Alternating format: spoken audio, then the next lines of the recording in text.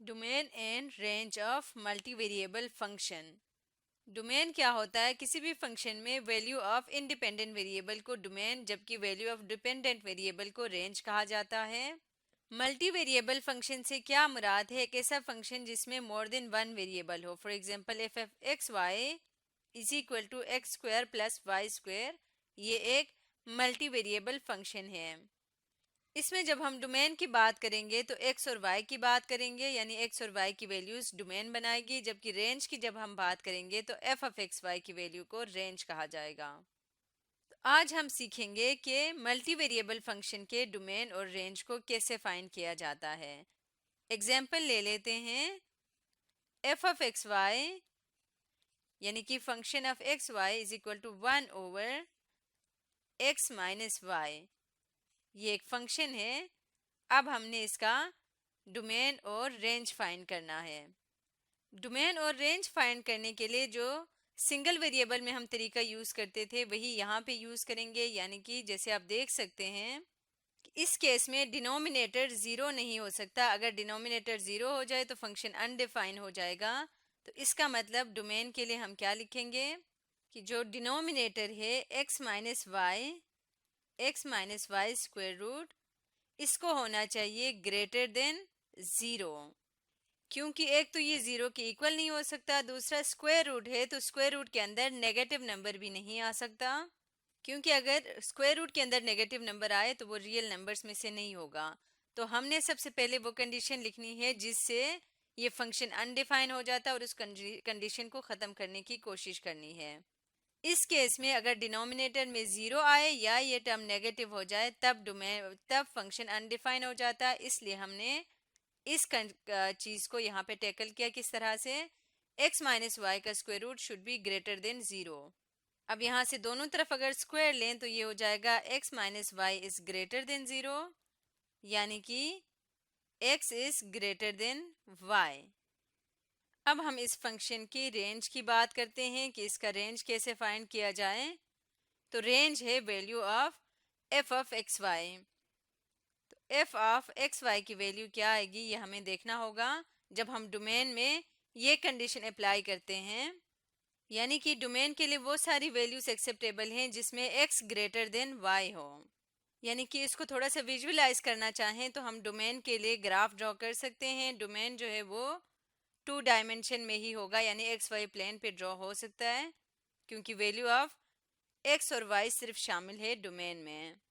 अब x is greater than y को ये कौन सी इक्वेशन के अगेंस्ट आएगी? x इक्वल टू वाई के against. Sorry, x equal to y की लाइन इस तरफ से आती है।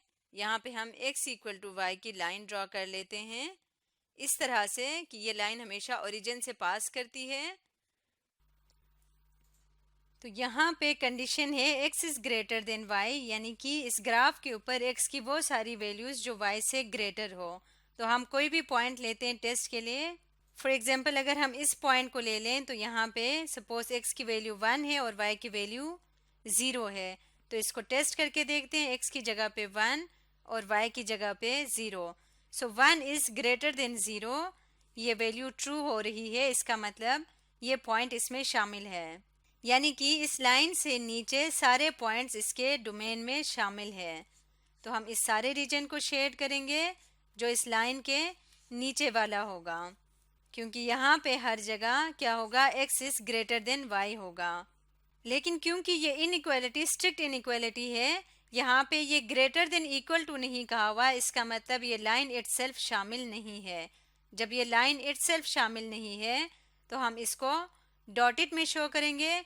अगर ये शामिल होता तो हम इसको फुल सॉलिड शो करते हैं।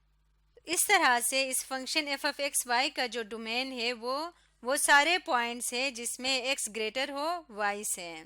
अब जब हम इसकी रेंज की बात करते हैं तो रेंज क्या है? Range value of this whole function है। इस फंक्शन की वैल्यू को रेंज कहा जाता है और इस फंक्शन में 1 एक कांस्टेंट नंबर है, x माइनस वाई, इसमें वेरिएबल शामिल हैं जिसकी वैल्यू चेंज हो सकती है। और हमने कहा कि डोमेन में हमने वो सारे पॉइंट्स रखे हैं जिसकी वजह से x minus y square root greater than 0 आए, यानी कि पॉजिटिव आए। अब x minus y square root positive होगा तो इसका रेसिप्रोकल भी पॉजिटिव ही होगा, ग्रेटर देन 0 ही होगा।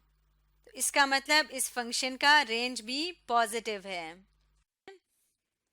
F of x y is equal to 1/9 minus x square minus y square square root. ये हमारा नेक्स्ट एग्जाम्पल है, इसका भी हमने डोमेन और रेंज फाइंड करना है। अगेन यहाँ पे सेम वही कंडीशन है, डिनोमिनेटर नेगेटिव या ज़ीरो नहीं हो सकता।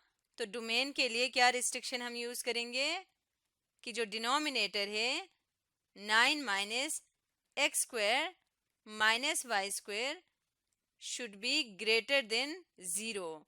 इक्वल टू ज़ीरो भी नहीं हो सकता। स्क्वायर रूट को हटा दें तो ये बन जाएगा 9 minus x square minus y square is greater than zero, और यहाँ से 9 is greater than x square plus y square. ये डोमेन बन जाएगा। इस फंक्शन का डोमेन है 9 is greater than x square plus y square, या इसको हम लिख सकते हैं x square plus y square is less than 9। तो अगर हम इसके डोमेन को प्लॉट करें तो किस तरह से होगा, यहाँ पे हम डोमेन शो कर रहा है इक्वेशन ऑफ अ सर्कल को। X square plus y square is greater less than 9। 9 को हम लिख सकते हैं 3 स्क्वायर। तो ये किस फॉर्म में है, x square plus y square is less than r square, जो कि इक्वेशन ऑफ सर्कल है अगर इक्वालिटी आ जाए तो इस तरह की इक्वेशन ऑफ सर्कल ड्रॉ हो जाएगी जिसका रेडियस है 3 सेंटीमीटर। क्योंकि ये 3 का स्क्वायर है तो ये रेडियस 3 सेंटीमीटर तक होगा, यानी यहाँ पे 3 3 3 और 3 पे ये कट करता है, -3 -3। अब कंडीशन ये है कि x square plus y square is less than 9, यानी कि 3 का स्क्वायर। तो इसका मतलब वो सारे पॉइंट्स जो सर्कल के अंदर लाई करती हूँ वो हमने शेड करना है।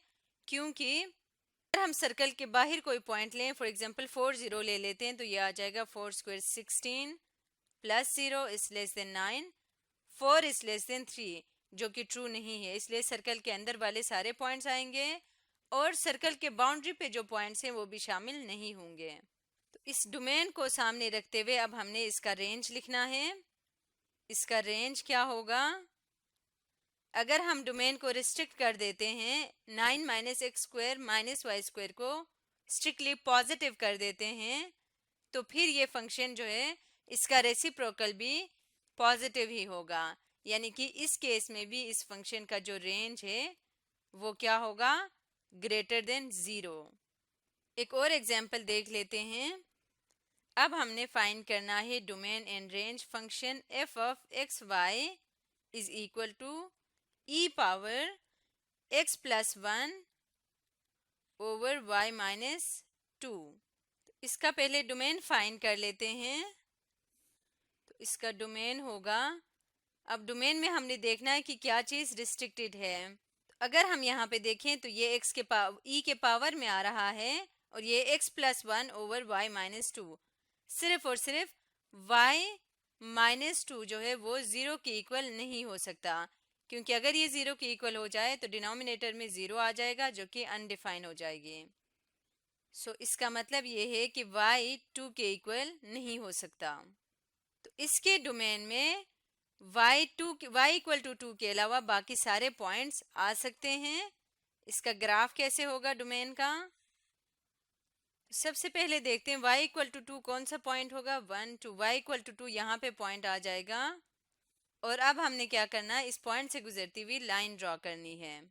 तो y इज इक्वल टू 2 ये लाइन होगी, और ये वाली लाइन डॉटेड मैंने इसलिए ड्रॉ किया है क्योंकि y 2 के इक्वल नहीं होना चाहिए। इसके अलावा डोमेन में y की कोई भी वैल्यू हो सकते हैं, इस लाइन के नीचे भी और इस लाइन के ऊपर भी वैल्यूज हो सकती हैं, बस ये लाइन इटसेल्फ शामिल नहीं होनी चाहिए डोमेन में। अब हम इसका रेंज देखते हैं। तो अगर डोमेन में y इक्वल टू 2 नहीं हो सकता तो फिर रेंज क्या आएगा। अगर हम फंक्शन को देखें तो ये सारा एक्सपोनेंशियल के पावर में लिखा हुआ है।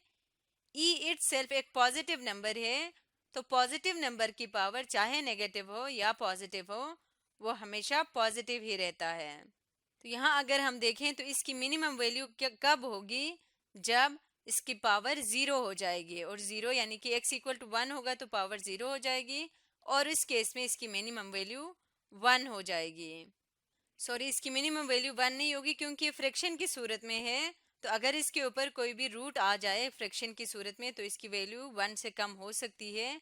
इन शॉर्ट हम कह सकते हैं इसकी वैल्यू 0 या उससे कम नेगेटिव नहीं हो सकती, तो इसका मतलब जो रेंज है f ऑफ एक्स वाई वो हमेशा ग्रेटर देन 0 रहेगा इस केस में भी। एक और एग्जांपल देख लेते हैं। f of x y is equal to x square minus y square. ये हमारा फंक्शन है। सबसे पहले इसका डोमेन फाइंड करते हैं। डोमेन इसका क्या होगा, वो नंबर्स को हमने निकालना है जो कि फंक्शन को अनडिफाइन कर देता है। तो ये x square minus y square function है, इसमें कोई ऐसा नंबर नहीं है जिसकी वजह से फंक्शन अनडिफाइन हो। 0 या नेगेटिव कुछ भी पुट कर सकते हैं। तो हम लिख सकते हैं कि जो एक्स एंड वाई है, या फिर हम इसको लिखें एक्स वाई, ये बिलोंग करता है सेट ऑफ रियल नंबर से, यानी कि ये कोई भी रियल नंबर इसके डोमेन में आ सकता है। और अब हम इसकी रेंज देखते हैं। रेंज किसके इक्वल होगा, अगर हम इसको देखें तो डोमेन कोई भी रियल नंबर है तो इसका रेंज भी ऑल रियल नंबर्स होंगे। तो हम यहाँ पे लिख सकते हैं f of x y belongs to R। तो इस तरह से मल्टी वेरिएबल फंक्शंस में हम डोमेन और रेंज फाइंड कर सकते हैं। आज की वीडियो में हमने पढ़ा domain and range of multi variable function के बारे में।